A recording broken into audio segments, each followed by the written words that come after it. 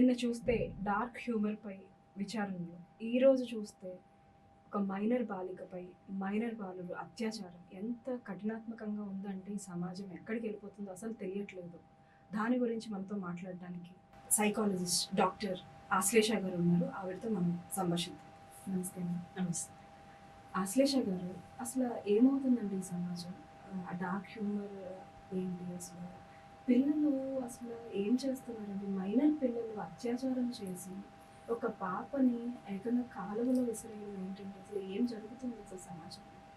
ఈ ఇన్సిడెంట్ మనం చూసినట్లయితే నంద్యాలలో హ్మ్. ఒకే స్కూల్‌కి చెందిన నలుగురు పిల్లలు వీళ్ళు అని చెప్తున్నారు. అవును.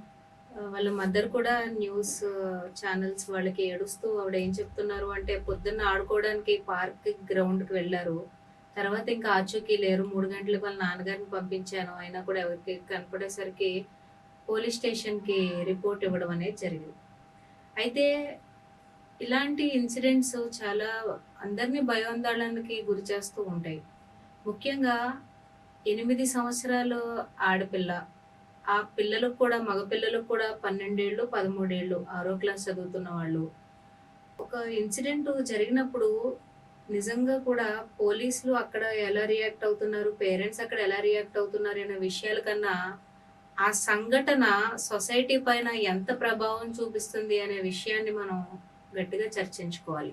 ఈ ఇన్సిడెంట్ పైన కోర్టులు ఏం చేయాలి, పోలీసులు ఏం చేయాలి, న్యాయ వ్యవస్థ వాళ్ళ పని వాళ్ళు చేసుకుంటూ పోతారు. కానీ ఇక్కడ పిల్లల్ని కన్నవాళ్ళు చాలా భయపడిపోతూ ఉన్నారు. నిజంగా అండి. ముఖ్యంగా చాలా భయపడ్డాను. ఆడపిల్లని కన్నా తల్లిదండ్రులు ఈరోజు ఇప్పటికే మనం చూస్తున్న రేప్స్ కానీ, సెక్షువల్ అసాల్ట్స్ కానీ, ఆడపిల్లని కన్నా తల్లిదండ్రులు చాలా భయపడిపోతూ ఉన్నారు.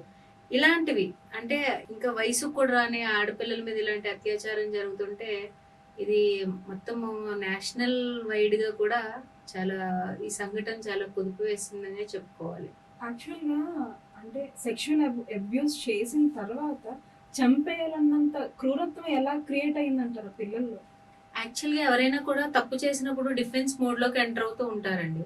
మనం చిన్నప్పుడు చూసుకుంటే ఎగ్జామ్ హాల్‌లో స్లిప్పులు పెడతారు పిల్లలు.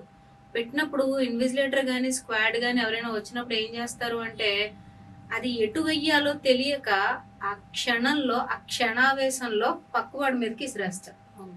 ఆ పక్క పిల్లోడు డిబార్ అయిపోతాడు. టీసీ తీసుకొని వెళ్ళిపోతూ ఉంటాడు. అంటే ఆ మూమెంట్‌లో వీళ్ళకి ఏం ఆలోచన వచ్చింది అంటే, ఇక్కడ తప్పైతే జరిగిపోయింది. తప్పు జరిగింది. మనల్ని వదలరు అన్న విషయం అయితే తెలిసింది. ఇప్పుడు ఆ పిల్ల అలాగే ఇంటికి వెళ్తే డెఫినెట్‌గా ఇంట్లో వాళ్ళకి చెప్తది. అవును. ఇలా ఇలా చేశారు నాన్న ముగ్గురు కలిపి అనే విషయం అయితే చెప్తది. అందుకని చెప్పి ఆ ముగ్గురు కూడాను ఆ క్షణావేశంలో ఎలా అయినా కూడా దీని నుంచి బయటపడాలి. మనల్ని ఎవరు పట్టుకోలేరులే. ఇలా చేస్తే ఎవరికి దొరకంలే అన్న ఒక సెల్ఫ్ డిఫెన్స్ మోడ్‌లోకి వెళ్ళిపోయి ఆ పిల్లని ఇరిగేషన్ కెనాల్‌లోకి తోసేయడం జరిగింది. అంటే తప్పించుకోవడానికి తోసేశారు. అవును. అక్కడ వీళ్ళు ఆలోచించారా? ఏం జరుగుతుందనేది ఆలోచించారా అంటే, ఆ వయసుకి అంత మెచ్యూరిటీ కానీ, జరిగితే జీవితంలో వచ్చే కాన్సిక్వెన్సెస్ కానీ తెలిసే వయసు కాదు. ఈరోజు మనం లాలో కూడా minor protection acts, juvenile acts కింద 3 సంవత్సరాల పనిష్మెంటే అని ఎందుకు పెడతాము క్రైమ్స్ అంటే, వాళ్ళకి విచక్షణ ఉండదు. ఆ విచక్షణ లేక చిన్నప్పుడు ఏంటో చిన్న ఇన్‌ఫ్లుయెన్స్‌లు బట్టి చేసేస్తారని అలా పెడతాం. కానీ ఈ ఇన్సిడెంట్ ఏదైతే ఉందో, ఎవరూ లేని ప్రదేశానికి ఆడపిల్లని తీసుకెళ్ళాలి అన్న విచక్షణ ఉంది ఈళ్ళకి. ఉంది. ఉంది. ఇది ఎవరికీ కనపడకూడదు, కనపడితే తప్పు అన్న విచక్షణ కూడా ఉంది. ఇది ఈ విషయం బయట పెడితే వాళ్ళ ఇంట్లో వాళ్ళు తప్పకుండా మనల్ని అయితే వదిలిపెట్టరు అన్న విచక్షణ కూడా ఉంది. ఇన్ని తెలిసాక కూడా ఆ పిల్లని అలా చేశారు అంటే, ఇది ఒక జువెనైల్ యాక్ట్ కిందో, లేకపోతే ఒక మైనర్ పోస్కో ప్రొటెక్షన్ యాక్ట్ కిందో పక్కకి తీసేసి, నార్మల్ గా ఎలా అయితే మనం న్యాయాన్ని అండర్ లా ఎలా చేస్తామో అలా చేసే అంశం అయితే కాదు. అవును. డెఫినెట్ గా దీనిపైన కోర్ట్స్ కానీ, పోలీస్ వ్యవస్థ కానీ ఒక డిఫరెంట్ రోల్ ఆఫ్ యాక్షన్ తీసుకోకపోతే మాత్రం ఇది ముందు తరాల వాళ్ళకి ఒక భయపెట్టే అంశంలో ఉండాలి తప్ప, ఆ మూడేళ్ళు ఎలా లోపలికి వెళ్ళి బయటకు వస్తాము అనే Exactly అండి, లైట్ ఈజీ exactly. మోడ్ అయితే ఉండకూడదు. యాక్చువల్‌గా వాళ్ళ మదర్ ఎవరైతే పాప తల్లి ఉన్నదో ఆవిడ ఎంత క్షోభం అనుభవిస్తుందండి.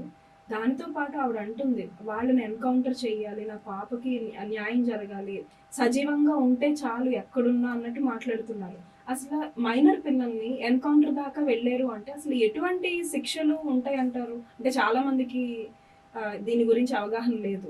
జువెనైల్లో మనకి ఇంతకు ముందు 18 ఇయర్స్ లోపండి. కానీ ఇప్పుడు కోర్ట్స్ 16 to 18 మధ్యలో మర్డర్స్ గానీ రేప్స్ గానీ జరుగుతుంటే ఎలాంటి క్రైమ్స్ జరిగినా ఊరుకోవట్లేదు. ఓకే. ఈ 16 ఇయర్స్ లోపు మనం మరి 12, మాట్లాడుకుంటే 13 సంవత్సరాలు వాళ్ళకి 3 సంవత్సరాలు విధిస్తారనమాట. ఓకే. మరి ఎలాంటి అంశం అయినా ఇది మన state issue, district issue, local panchayat issue కాదండి. This is a national wide issue now because juvenile act అనేది ఆల్ ఓవర్ ఇండియా ఒకటే అప్లై అవుతుంది కాబట్టి న్యాయస్థానం ఎలాంటి స్టెప్స్ తీసుకుంటుందో మనం అందరం కూడా వేచి చూడాలి. సిమిలర్ గా ఇలాంటి ఇన్సిడెంటే బీహార్ చంపారణ్ డిస్ట్రిక్ట్ లో 2021 లో జరిగిందండి. సేమ్ ఇదే వయసు పిల్లలు ఇలాగే సేమ్ ప్లేస్ మారింది, అంతే పెద్ద డిఫరెన్స్ సేమ్ అండి. Same incident already repeat incident ఇది. మరి ఇప్పటికీ కూడా దానికి ఒక కన్క్లూజన్ లేదు. సేమ్ అలాగే 3 years రిమైండ్ విధించారు, కౌన్సిలింగ్స్ ఇప్పించారు, గైడెన్స్ ఇప్పించారు, వదిలేరు. ఆ పిల్లకు కూడా ఇప్పుడు ఈ పిల్లకైతే ప్రాణం లేదు, ఆ పిల్లకి ప్రాణం ఉంది. సో PTSD అని మనకి పోస్ట్ ట్రామాటిక్ డిప్రెషన్ అనేది నార్మల్ గా పిల్లల్లో చూస్తూ ఉంటాం. ఇలాంటి ఇన్సిడెంట్స్ జరిగినప్పుడు దానికి సంబంధించిన చర్యలు తీసుకున్నారు తప్ప దేశం అంతా భయపడేలాగైతే ఏమి చేయలేదు. ఓకే. అంటే ఇప్పుడు చెయ్యాలండి. ఎందుకు అంటే దేని వల్ల చెయ్యాలంటే నిన్న మనం చూసాం డార్క్ హ్యూమర్. ఆ డార్క్ హ్యూమర్ గురించి కంప్లీట్ గా ఇప్పుడు ఒక సెలబ్రిటీ రియాక్ట్ అవడం తోటి కంప్లీట్ దాని గురించి అవేర్నెస్ వచ్చింది. అది కంప్లీట్ గా నిర్మూలించాలని చెప్పి ఈవెన్ చార్జెస్ ఏంటి ప్రతిదీ చాలా స్ట్రిక్ట్ గా చేశారు, చాలా పకడ్బందీగా దాన్ని అమలు చేశారు. కానీ సేమ్ అదే విధంగా దీన్ని కూడా ఎందుకు అమలు చేయలేరు? అంటే పిల్లల్లో మార్పు తీసుకురావాలి అంటే ఆ ఏజ్ పిల్లల్లో ఎలా తీసుకురావాలి? అసలు స్కూల్కి వెళ్ళే పిల్లలు కూడా ఇలా చేస్తున్నారు అంటే ఎటువంటి ప్రేరేపణలు ఉన్నాయి వాళ్ళకి? స్కూల్లో ఉన్నాయా, ఇంట్లో ఉన్నాయా, సమాజంలో ఉన్నాయా? ఎటువంటి ప్రేరేపణలు ఉన్నాయంటారు? యాక్చువల్ గా మా సైకలాజికల్ సర్వేస్ ఏం చెప్తున్నాయి అంటేనండి, ముందర లేవు ఇప్పుడు వచ్చాయి అనడానికి ముందరగా ఉన్న సర్వే ప్రకారంగా మనకున్న ప్రూఫ్స్ ఏంటి అంటే ఈజీ యాక్సెస్ ఆఫ్ మొబైల్స్ ఎక్కడైతే ఉంటున్నాయో అక్కడ క్రైమ్ రేట్ పెరిగిపోతుంది. Easy access of mobiles below the age of 15 years ఏమవుతుంది, ఇన్ఫర్మేషన్ ఓవర్లోడ్ అయిపోతుంది. ఓవర్ ఎక్స్పోజర్ ఆఫ్ ఇన్ఫర్మేషన్ లోకి వెళ్ళిపోతున్నారు. పోర్నోగ్రఫీ చూసేస్తున్నారు, అక్కడ చూసిందే ఇక్కడ చెయ్యాలనుకుంటున్నారు. అది ఇది ఒకటే అనుకుంటున్నారు. అది ఇది రియల్ అనేది గమనించుకోలేకపోతున్నారు. ఇలా ఎప్పుడైతే వయసుకు మించిన కాంటెంట్ ని చూసేస్తున్నారో, వయసుకు మించిన ఇన్ఫర్మేషన్ ని వయసు మెచ్యూరిటీ రాకుండా చూసేస్తున్నారో, దాన్ని ఇమిటేట్ చేయాలన్న స్వభావం ఎప్పుడైతే వస్తుందో అందువల్ల ఇవాళ మనం చూస్తున్న ఈ క్రైమ్ రేట్స్ అండి. తర్వాత పేరెంట్స్ కూడాను దూరంగా ఉంటున్నాడు మా అబ్బాయి మా అమ్మాయి టైంకి వస్తుందో లేదో అని తెలుసుకోవడానికి ఒక ఫోన్ ఇచ్చామండి, తిన్నాడో లేదో తెలుసుకోవడానికి ఒక ఫోన్ ఇచ్చామండి, మేమిద్దరం వర్కింగ్, మేము బిజీగా ఉంటాము, వాడు బాగోగలు చూసుకోవడానికి ఒక ఫోన్ ఇచ్చామండి. అంత చూసుకోవాలనుకున్నప్పుడు QWERTY కీబోర్డ్ ఉండి చిన్న మొబైల్స్ ఇవ్వచ్చు కదా, ఎందుకు ఈరోజు హై అండ్ మొబైల్స్ ఇచ్చేస్తున్నాం వాళ్ళకి? ఇచ్చిన తర్వాత ఆ మనసు ఆ వయసు నిలకడగా ఉంటుందా?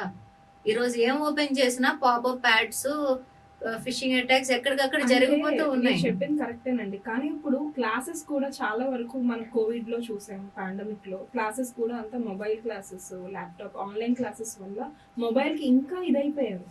దాని గురించి అంటే ఇప్పుడు ఒకటండి, మనం ఇన్ఫర్మేషన్ ఏరియాలో బ్రతుకుతున్నాం, గ్యాడ్జెట్స్ వాడాలి, టెక్నాలజీతో పాటు వెళ్ళాలి, కానీ నియంత్రణ ఉండాలి. ఇప్పుడు సైబర్ బుల్లింగ్ కానీ సైబర్ యాక్ట్ గానీ మనం చూస్తున్న డార్క్ హ్యూమర్, తన హనుమంతు తను చేసింది ఏంటది? సైబర్ బుల్లింగ్ లో భాగంగానే కదా, సైబర్ సెక్యూరిటీ ప్రకారంగానే కదా తీసుకెళ్లి లోపల వేశారు. It's a violation of act కదా. సో పిల్లల విషయాల్లో కూడా ఈ 18 years బిలో కంటెంట్ ఏదైతే ఉందో, 18 years అబోవ్ కంటెంట్ ఏదైతే ఉందో వాటి మీద స్ట్రిక్ట్ విజిలెన్స్ అనేది తీసుకొస్తూ ఉండాలి. డెఫినెట్ గా ఒక 50% మనం కంట్రోల్ చేయగలం, కానీ ఒక 50% మన చేతుల్లో ఉండదు. ఈ టైంలో ఇక్కడ ఏం ఎంటర్ అవ్వాలి అంటే ప్రాపర్ పేరెంటింగ్, ప్రాపర్ ఎడ్యుకేషన్ అంటే సైన్స్, సోషల్, మ్యాథ్స్ కాకుండా క్యారెక్టర్ ఎడ్యుకేషన్ అనేది స్కూల్స్ లో ప్రవేశపెట్టాలి. ఇందులో భాగంగా ఎప్పటికప్పుడు పిల్లలకి సెషన్స్ అరేంజ్ చేయాలి. ఎంతసేపు నీట్లు, IITలు, ర్యాంకులు ఇవే తప్ప ఎవరినైనా పిలిచి ఆ సబ్జెక్ట్ మీద అవగాహన ఉన్న వాళ్ళని పిలిచి అసలు సేఫ్టీ ఏంటి, ఈ మనం ఎక్కడ ఎలా ఉండాలి, ఆడవాళ్ళకే కాదండి మగవాళ్ళకి కూడా సేఫ్టీ లేదు ఈ రోజు. అబ్యూజ్ అనేది ఎక్కడన్నా జరుగుతూ ఉంటుంది. కాకపోతే ఇలాంటి క్రైమ్స్ మనం బయటపడినప్పుడు ఎక్కువ ఈ మైనర్ బాయ్స్ కానీ టార్గెట్ చేస్తూ ఉన్నాం. ఎక్కడైనా కూడా 10 years లోపే మైండ్ సెట్ అనేది ఫ్రేమ్ అయిపోతుంది. 10 years లోపే పిల్లలకి ఏది తప్పు ఏది ఒప్పో తెలియాలి, ఏది రెడ్ ఫ్లాగ్ ఏది గ్రీన్ ఫ్లాగ్ తెలియాలి, ఏది గుడ్ టచ్ ఏది బ్యాడ్ టచ్ అనేది తెలియాలి. ఇవన్నీ కూడా అటు పేరెంట్ ఇటు స్కూలు కలిపి కోఆపరేటివ్ ఎడ్యుకేషన్ చేసుకుంటే తప్ప పిల్లల్లో మైండ్ సెట్ అనేది మార్పు రాదు. తర్వాత మనం ఇలాంటి ఇన్సిడెంట్స్ చూస్తూ ఉంటే సోషియో ఎకనామిక్ రీజన్స్ కూడా చాలా కనబడుతున్నాయండి. మీరు ఇలాంటి ఇన్సిడెంట్ చూస్తుంటే ఎప్పుడు కూడా డిప్రైవ్డ్ సెక్షన్స్ కి వల్నరబుల్ సెక్షన్స్ కి ఇలాంటి ఇన్సిడెంట్స్ జరుగుతూ ఉన్నాయి. ఇప్పుడు వాళ్ళ మదర్ 3 వరకు చూసుకోపోవడం ఏంటి, ఏ టైం అయినా కూడా. అంటే ఏంటి అంటే వాళ్ళకి రెక్కాడితే గానీ డొక్కాడని సిచ్యువేషన్లు కొన్ని కుటుంబాల్లో వాళ్ళ జీవితాలు ఏమి వడ్డించిన ఇస్తారు కాదు. వాళ్ళు రోజు కష్టపడాలి, తర్వాత రోజు తినాలి. అప్పుడు పిల్లలు తోటి వాళ్ళతో ఆడుకుంటారు కదా అని వదిలేస్తారు. కానీ సేఫ్టీ నామ్స్ మారిపోతా ఉన్నాయి కదా, ఇంతకు ముందుగా లేవు కదా. ఈ వీడియో చూస్తున్న ప్రతి ఒక్కళ్ళు కూడా మా పిల్లకి అన్ని తెలుసు, మా పిల్లలు తెలివైన వాళ్ళు, వాళ్ళ పాటలు వాళ్ళు పడతారు, ఇలాంటివి కాకుండా లోన్లీ ప్లేసులకి పిల్లలు వెళ్లకుండా మనం చూసుకోవాలి. బుర్రలో పురుగు ఎటు నుంచి వస్తుందో ఎటు నుంచి వెళ్తుందో తెలియట్లేదు, చుట్టూ ఉన్న పిల్లలు ఎలా ఉంటున్నారో తెలియట్లేదు. కాబట్టి వాళ్ళని మరీ నిర్బంధించకుండా ముఖ్యంగా లోన్లీగా ఉన్న ప్లేసెస్ కి వెళ్ళకూడదు. ఆడపిల్లలకు కానీ మగపిల్లలకు కానీ గుడ్ టచ్ బ్యాడ్ టచ్ గురించి తెలియాలి. ఎవరైనా పిలుస్తుంటే ఎక్కడైనా ఇన్ఫార్మ్ చేసి వెళ్ళాలి అని చెప్పాలి. లేకపోతే ఆ వయసుకి వాళ్ళకి కూడా తెలియదు, నిజంగా తెలియందే. లేకపోతే ఆ పిల్లకి చెల్లి ఉంది కదా, ఇంకొక చిన్న పాప ఉంది కదా, వాళ్ళిద్దరు పిలుస్తున్నారు వెళ్ళొస్తానని చెప్పి ఈ పాపకి చెప్పిన అయిపోయేది కదా. కాబట్టి ఇలాంటి కొన్ని ఎడ్యుకేషన్స్ మనం సేఫ్టీకి సంబంధించినవి, క్యారెక్టర్కి సంబంధించుకున్నవి పిల్లలకి మనం కూడా చెప్పుకుంటూ ఉండాలి. ముఖ్యంగా రూరల్ ఏరియాస్ లో వీటి అవగాహన ఇంకా కొంచెం అవసరం. ఎటైనా ఎలైట్ క్లాసు కొంచెం అప్పర్ మిడిల్ క్లాసెస్ లో ఇలాంటి ఎడ్యుకేషన్ పేరెంట్స్ కాన్షియస్ గానే చెప్తూ ఉన్నారు. రూరల్ ఏరియాస్ మాత్రం నెగ్లెక్ట్ అయిపోతున్నాయి. గవర్నమెంట్ ఏదైనా వాళ్ళకి ఇప్పుడు డిజిటల్ ఎడ్యుకేషన్ వచ్చేసింది, స్కూల్స్ లో ఎల్సిడీస్ అన్ని వేసి డిస్ప్లే చేసి చెప్తున్నారు. కాబట్టి కనీసం ఏమైనా ఒక అవేర్నెస్ డాక్యుమెంటరీస్ లాగైనా కూడా గవర్నమెంట్ ప్రతి స్కూల్లో కూడా ప్లే చేస్తే కొంతలో కొంతైనా మనం ఇలాంటివి జరగకుండా కాపాడగలం. సో ప్రివెన్షన్ అనేది చూసుకోవాలి. కాబట్టి ముందు ముఖ్యంగా ఎడ్యుకేషనల్ కరికులంలో ఇలాంటివి మనం తీసుకొస్తే బెటర్ గా ఉంటుంది. మనం చూస్తూ ఉంటాం ఇదివరకు సమాజంలో ఏంటంటే ఆడపిల్లకి ఈడొస్తే బయటికి పంపించేవారు. కానీ ఇప్పుడు ఈడు రాకుండా ఏకంగా 8 సంవత్సరాల పిల్ల ఇలా అయిందంటే ఇంకా ఆడపిల్లల తల్లి పరిస్థితి ఏంటి, అసలు బయటికి పంపించాలా వద్దా? అదే చెప్తున్నానండి నేను. ఇప్పుడు మనం ఫ్రీడమ్ గురించి ఇది టాపిక్ కాదు, అవేర్నెస్ గురించి టాపిక్, సమయ స్ఫూర్తి గురించి topic, taking care of self గురించి టాపిక్. సెల్ఫ్ సేఫ్టీ అనేది, సెల్ఫ్ అవేర్నెస్ అనేది, సిచ్యువేషనల్ అవేర్నెస్ అనేది ఆడపిల్లలకు తెలియాలి. ఎక్కడ రెడ్ ఫ్లాగ్ వస్తుంది, ఎందుకు ఒంటరిగా ఎందుకు అక్కడ వరకు వెళ్ళాలి. మీరు ఆ వీడియో క్లిప్స్ చూస్తే మీకు అర్థమవుతుంది. అది కెనాల్ ఇరిగేషన్ లిఫ్ట్ ప్రాజెక్ట్. అది ఎక్కడో మారుమూల ఎక్కడో అవుట్స్కట్ లో ఉన్న ప్లేస్. అక్కడికి వెళ్తున్నప్పుడే ఏ పిల్లైనా కూడా అందరూ జనాలు తిరగని ప్రదేశానికి మనల్ని రమ్మంటున్నారంటే ఫస్ట్ ఆలోచించుకోవాలి. ఇక్కడే కాదండి, సినిమాకి వెళ్దామని తీసుకెళ్తారు, సినిమా థియేటర్ లో ఎవరు లేరు అనుకోండి రెడ్ ఫ్లాగ్. మాల్ కి వెళ్దామని తీసుకువెళ్తారు, కొన్ని ఫ్లోర్స్ లో మాల్స్ లో ఎవరు ఉండరు, సీసీ కెమెరా లేని ప్లేసులు వెతుక్కుంటున్నారు. ఈ రోజు పార్క్ వెళ్దామని తీసుకువెళ్తున్నారు, పార్క్ లో కూడా చెట్ల వెనకాల పొట్ల వెనకాలకు వెళ్ళిపోతున్నారు. ఎందుకు ఎవరు లేని ప్రదేశానికి ఒకళ్ళు వెళ్ళాలి? Anything done in secret is a mistake. ఈ విషయాలు మనం పిల్లలకి ప్రతి పాయింట్ లో కూడా చెప్పుకుంటూ ఉండాలి. ఒకసారి 2 సార్లు చెప్తే వాళ్ళకి అర్థమయ్యే వయసు కూడా కాదు. కానీ రిపీటెడ్ గా ఏదైతే చెప్తామో అది మెమరీలో రిజిస్టర్ అవుతుంది. రిజిస్టర్ అయినప్పుడు అలాంటి సిచ్యువేషన్ నిజంగా వచ్చినప్పుడు ఇది తప్పేమో, ఇలా చేయకూడదేమో, అమ్మ అప్పుడు చెప్పింది నాన్నప్పుడు చెప్పాడు అన్న విషయం వాళ్ళకి తెలుసు. కాబట్టి ఇది కంప్లీట్ గా అవేర్నెస్ అనేది మనం ఇలాంటి ఇన్సిడెంట్స్ జరిగినప్పుడు మనం మాట్లాడుకోవడం కాకుండా కంప్లీట్ గా ఒక ఎడ్యుకేషనల్ కరికులంలో కానీ గవర్నమెంట్ ఒక ఇంటర్వెన్షన్ తీసుకుని ప్రతి స్కూల్ కి కాలేజ్ కి కూడా ఇలాంటి మ్యాండేట్ ఎడ్యుకేషన్ అనేది పెట్టాలి. థ్యాంక్ యూ సో మచ్ అండి. ఎందుకు అంటే చాలా మందికి అర్థమయ్యే విధంగా అవేర్నెస్ క్రియేట్ చేసినందుకు ధన్యవాదాలు. Thank you.